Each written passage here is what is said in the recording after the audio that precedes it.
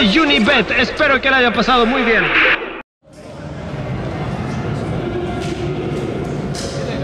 Tas 3 varžybos taip sunkiai žaidėm, kad net viens kitam maišomės, viskas toks neužtikrintumas pas mus ir...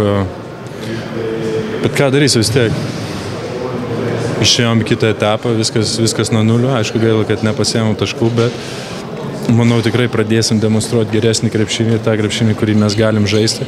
Manau tikrai neparodėme, ką sugebam. Ir ką darysiu, aš jokios panikos nematau. Gal kausti kažkiek tie 2 pralaimėjimai ir kad šiandien buvo pačios svarbiausios varžybos, tie, kad turėjome laimėti, gal toks biškai.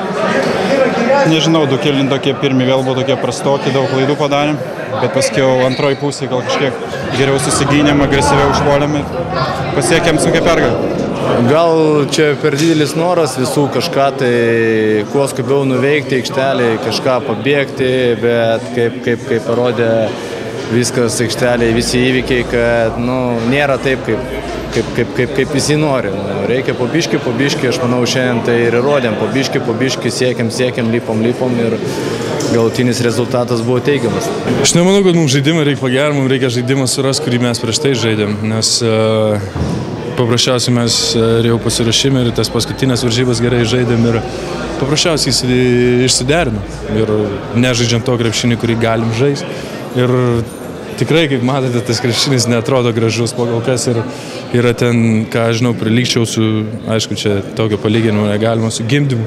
Kiekvienas tos taškus atrodo ten taip sunkiai jie gaunasi ir taip sunkiai jie darosi ir mes atrodo grįžtam į varžybas ir vėl pavedam 1 ir vėl -10 arba pavedam 7 ir vėl 0 ir vėl veda. Pas mus nėra to, kad mes kažkaip galėtumėm išlaikyti dar tą, ką padarėm, ką uždirbom, ką atsilošėm. Ir paprasčiausiai, pačio galo, nežinau, pritrūko, aišku, ir sėkmės. Visi varžovai yra stiprus, mes jų nenuvertinam kažkiek, aišku, mums. Kaip ir sakiau, tie 2 pralaimėjimai gal kažkiek slėja, kad šiandien būtinai turėjom pasiekti pergalę, kad šiandien kitą etapą. Pradėsim biškai daugiau atsipalaidavę ir pailsėsim, nes kažkokie atrodėm tokie uždusę ir, aišku, ir buvo ir bemėgių naktų po tų pralaimėjimų. Mes irgi negalvokit, kad atvažiavę čia nori pralaimėtas varžybas ir mums nerūpit niekas, bet... Sunkiai mėgam, visi išgyvena tai, kad pralašėm 2 pirmas varžybas, bet aš niekada nelinkęs vadovautis pavyzdžiais, bet buvo akivaizdus pavyzdys jaunimo čempionatas, kur 2 pralaimėtos rungtynės jaunimas susijėmė ir pažiūrėkit, iškovojo medalius. Taip kad stengsime eiti jų keliu ir be abejo iki medalių.